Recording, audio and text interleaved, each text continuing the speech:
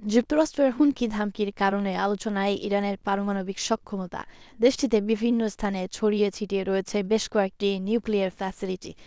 এর মধ্যে সবচেয়ে আলোচিত নাতানজ, ফোর্ডো ও ইস্পাহানের পারমাণবিক কেন্দ্র।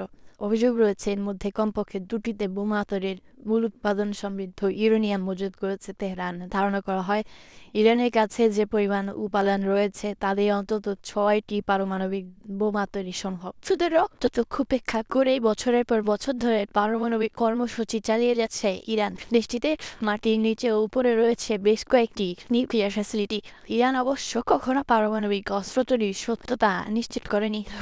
আণবিক সংস্থার দাবি 2018 সালে পশ্চিমাদের সাথে পারমাণবিক চুক্তি ভেস্তে যাওয়ার পর থেকেই বিশুদ্ধ ইউরেনিয়াম সমৃদ্ধকরণ কর্মসূচি জোরদার করেছে তেহরান।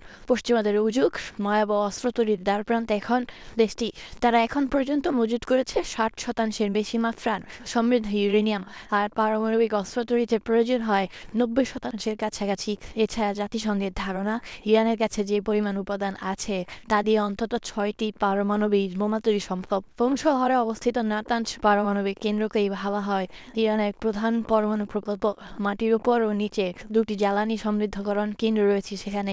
মূলত সেন্ট্রিফিউজের সাহায্যে অপরিশোধিত ইউরেনিয়াম থেকে অন্যান্য পদার্থ আলাদা করে সমৃদ্ধ করা হয় ইউরেনিয়ামের মান। বলা হয় নাতানজে 50,000 সেন্ট্রিফিউজ স্থাপনের সক্ষমতা রয়েছে।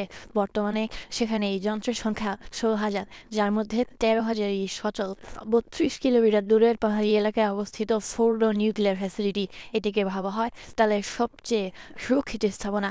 ফোর্ডোতে বর্তমানে সচল প্রায় 2,000 সেন্ট্রিফিউজ, যার বেশিরভাগই উন্নত প্রযুক্তির IR-6 মেশিন। ইস্পাহানের সুবিশাল পারমাণবিক প্রযুক্তি কেন্দ্রে রয়েছে ইউরেনিয়ামকে ইউরেনিয়াম হেক্সাফ্লোরাইডে রূপান্তর করার সুবিধা।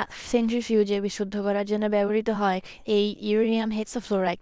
এছাড়া অভিযোগ রয়েছে ইস্পাহানে ইউরেনিয়াম ধাতু তৈরির সরঞ্জামও আছে, যা পারমাণবিক বোমার মূল উপাদান হিসেবে ব্যবহৃত হয়।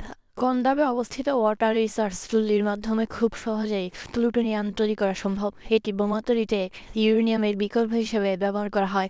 এছাড়া পারমাণবিক গবেষণার কাজের জন্য রাজধানীতে রয়েছে তেহরান রিসার্চ সেন্টার। এছাড়া বুশেহর শহরে অবস্থিত দেশটির একমাত্র সক্রিয় পারমাণবিক বিদ্যুৎ কেন্দ্র।